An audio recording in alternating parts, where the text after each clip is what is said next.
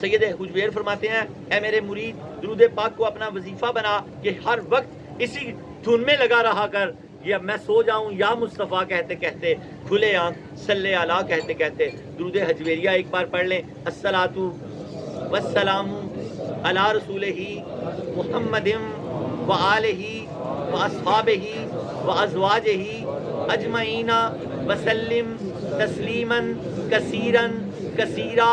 امام جلال الدین رومی کس کے پیر ہیں؟ علامہ اقبال کے 400 سال بعد انہوں نے ان کو اپنا مرشد مانا، اس لیے 1000 سال گزر گئے۔ سید حجویر مخدوم امم کو، استاد الصوفیہ استاد محترم علی حجویری رحمۃ اللہ علیہ کو آج بھی کوئی شخص اگر ان کو اپنا مرشد مان لے تو یہ اس کے مرشد ہے۔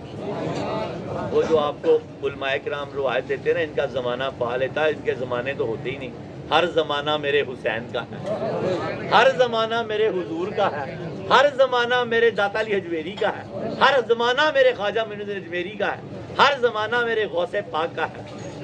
اصل کیا ہے کہ تصوف میں جب داتا صاحب کے بعد جتنے بھی صوفیہ آئے ہیں، حضرت شیخ عبد القادر جیلانی رحمۃ اللہ علیہ داتا علی حجویری کے 70 سال بعد دنیا میں تشریف لے کے آئے ہیں۔ سید حجویر رشتہ نسب میں ان کے ماموں ہیں۔ داتا صاحب غوث پاک کے ہیں، بھانجے ہیں، اور داتا صاحب ماموں ہیں۔ اسی طرح خواجہ معین الدین اجمیری بھانجے ہیں اور غوث پاک ماموں ہیں۔ جب بھی کسی صوفی کو تصوف میں ضرورت پڑے گی کسی کلام کی، داتا صاحب کے بعد والے صوفیہ کو وہ ہمیشہ داتا صاحب کی طرف رجوع کریں گے۔ جب غوث پاک نے داتا صاحب کی طرف رجوع کیا تو آپ کی زبان سے بے ساختہ نکلا کہ بغداد شریف میں کھڑے ہو کر آپ نے کہا کہ میں نے آپ کے چمکتے ہوئے ہاتھ پہ بیعت کی اور آپ کو اپنا مرشد مانا۔ ہر زمانہ میرے حضور کا ہے۔ لوگ کہتے ہیں ان کا زمانہ پال، غوث پاک نے کہا ان کا زمانہ پا لیتا تو ان کے چمکتے ہوئے ہاتھ پہ بیعت کرتا۔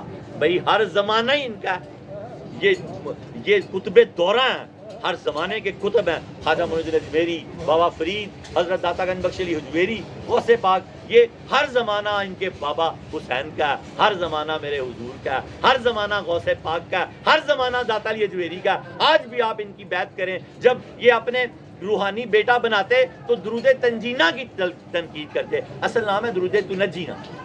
اس کو کہتے کہ بیٹے ہر وظیفہ اپنی جگہ پر یہ 11 مرتبہ تُو نے ضرور پڑھنا ہے۔ درود تنجینہ، کوئی بھی ان کو اپنا شیخ مان کے درود تنجینہ 11 مرتبہ پڑھ لیا کرے، انشاءاللہ تعالیٰ ان کو شیخ کی زیارت بھی ہوگی اور بتائیں گے کہ شاید تو میرا بیٹا ہے، تو میرا روحانی۔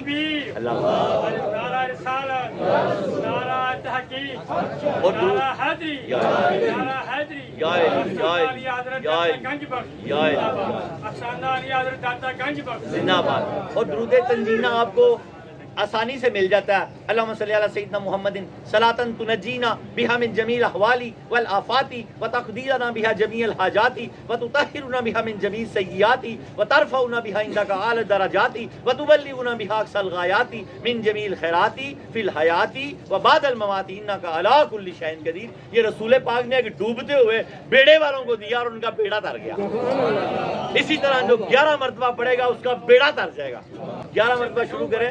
اس کو بڑی حاجت آ جائے تو 1000 کی نیت کر لیں۔ 3 حصوں میں 313 بیٹی کا نکاح نہ ہو رہا ہو، اولاد میں کوئی پرابلم ہو، قرض داری ہو، بیماری ہو، کینسر، کوئی مسئلہ ہو، 1000 کی نیت کریں۔ خدا کی قسم اس بیڑے والوں کا واسطہ بھی ڈال لیں اور داتا علی حجویری کا واسطہ بھی ڈال لیں۔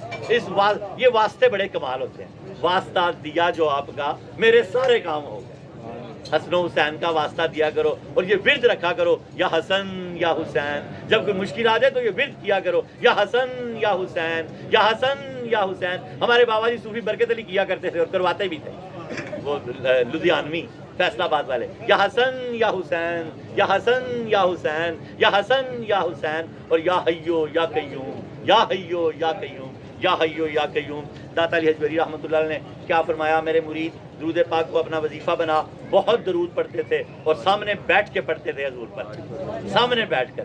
اور کیا فرمایا؟ وظیفہ بنا۔ اور جلال الدین رومی علامہ اب فرماتے ہیں کہ انہوں نے ایک کتاب، اپنی کتاب میں اسماء النبی میں بہت ساری حدیث پاک ہے، یہ حدیث پاک کا مفہوم ہے۔ آپ فرماتے ہیں کہ اللہ کے نبی نے فرمایا، اللہ پاک نے، ہم نے درود پاک ایک بار پڑھ لیا، اللہ پاک نے ایک ایسا فرشتہ پیدا کیا جس کے اتنے پر ہیں جتنی 18,000 جہاں میں مخلوق ہے. جب کوئی اللہ کے حبیب کا امتی محبت میں ایک بار درود پاک پڑھتا ہے، اللہ تعالیٰ نے ایک نور کا محل بنایا، سمندر بنایا. اللہ پاک اس فرشتے سے کہتا ہے اس سمندر میں ڈپ ہو جا، غوطہ لگا، باہر آ، جتنے تیرے پر ہیں، جتنی مخلوق ہے ان پروں کو پھڑ پھڑا، جتنے قطرے گریں گے میں اتنے فرشتے پیدا کر دوں گا. یہ فرشتے قیامت تک اس شخص کے لیے درود پڑھیں گے جس نے ایک بار پڑھا. اس کی گنتی کوئی نہیں گن سکتا. پہلے تو ہمیں یہی نہیں پتا کہ مخلوق کتنی ہے، پھر اتنے اس کے پر ہیں، پھر پروں سے جب قطرے گریں گے تو ہر پر سے کتنے قطرے گرے ہیں اللہ جانتا. اس تعداد پہ فرشتے پیدا ہوں گے. وہ فرشتے اس شخص کے لیے درود طرف سے درود پاک پڑھیں گے جس نے زندگی میں ایک بار نبی پاک پر درود پاک پڑھا. جس طرح کلمہ طیبہ پڑھنا امام ابو حنیفہ فرماتے ہیں نا مسلمان ہونے کے لیے لازم ہے ایک بار، اسی طرح پوری زندگی میں ایک بار درود پاک پڑھنا بھی لازم ہے، ورنہ مسلمان ہی نہیں ہوگا. یہ درود پاک مثل کلمہ ہے، یاد رکھنا، مثل کلمہ اتنی اس کی حیثیت ہے. یہ فتویٰ ہے کہ جس طرح کوئی شخص مسلمان ہونے کے لیے ایک بار درود کلمہ طیبہ پڑھے گا وہ اسلام میں داخل ہو جائے گا. اور اس کلمے کی مور کہاں سے لگے گی؟ درود پاک سے، کہ اس نے کلمہ پڑھا. وہ جب درود پڑھے گا تو درود کلمہ مثل ہے، پھر اس کا کلمہ مانا جائے گا. جس کو 5 تن سے پیار نہیں ہے اس کے کلمے کا اعتبار ہی کوئی. 5 تن کے گھر سے جب یہ فیض ملے گا رسول اللہ مور لگائیں گے کہ اس نے درود پڑھا. اللہم صلی علی محمد و آل محمد. درود میں اللہ کے نبی نے حکم فرمایا میری آل کا ذکر ہونا چاہیے، مجھ پر کٹا ہوا درود نہ پڑھا کرو، کٹا نہ کرو. اللہ درود ابراہیم کا ابتدائی حصہ ہے اللہم صلی علی محمد و آل محمد کما صلی تعالی ابراہیم. یہ چھوٹا سا درود پاک ہے، آل کا ذکر بھی آ جاتا ہے، ابراہیمی درود پاک میں سے برکت بھی آ جاتی ہے. اس کی عادت بنا لو. اللہ کے نبی نے فرمایا جو 100 بار پڑھے گا اللہ اس کی 100 حج سے پوری کرے گا. اس دنیا میں کوئی بھی درود پاک 70 آخرت میں. اور اگر 1000 مرتبہ پڑھے گا تو جنت الفردوس میں اللہ کے نبی نے فرمایا داخل ہوتے ہوئے اس کا کندھا میرے کندھے سے چھو جائے. چھوٹا سا درود پاک ہے، نیت کر لو. صوفیہ کا کام ہی ہے عمل کروانا، عمل کرنا. صوفی ہوتا ہی عمل سے ہے، صوفی حال سے ہوتا ہے، کال سے نہیں. کال بولتے ہیں کلمے کو، وہ جتنی مرضی تقریریں ہو جائے کیا ہونا ہے، کچھ نہیں. جب تک آپ اس کو عمل میں نہیں لے کے آئیں گے داتا صاحب فرماتے ہیں کچھ نہیں ملے گا آپ کو. آج 1000 والے بھی نیت کر لیں، 100 والے بھی نیت کر لیں کہ میں نے اس کندھے کی خوشبو لینی ہے. خوشبو ہے دو عالم میں تیری ہے گلے سیدھا، کس منہ سے بیاں ہوں تیرے اوصاف حمیدہ.